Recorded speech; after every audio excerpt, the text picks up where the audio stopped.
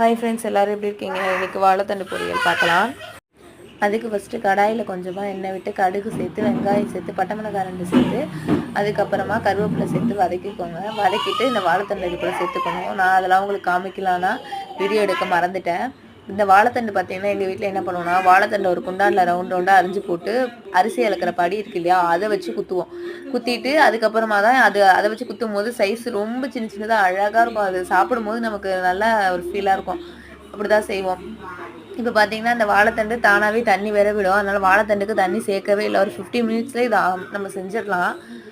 இப்போ நல்லா கலந்து கொடுத்துட்டே இருந்தீங்கன்னா தண்ணி வற்றும். தண்ணி வற்றுற ஸ்டேஜில் நம்ம என்ன பண்ணலான்னா தேங்காய் சேர்க்கணும். நீங்கள் தேங்காய் திருவி முன்கூட்டியே வச்சுக்கோங்க. இது 15 மினிட்ஸில் ரெடி ஆகிடும். சீக்கிரமாகவே ரெடி ஆகிடும்.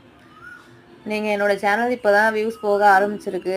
ஒன்று லைக் பண்ணுங்கள், இல்லை ஷேர் பண்ணுங்கள், அதுவும் இல்லையா கமெண்ட்டாவது பண்ணுங்கள். நல்லா இருக்குன்னு சொல்லுங்கள், நல்லா இல்லைன்னு சொல்லுங்கள். எதுவுமே சொல்லாமல் பார்த்துட்டு போகிறீங்க.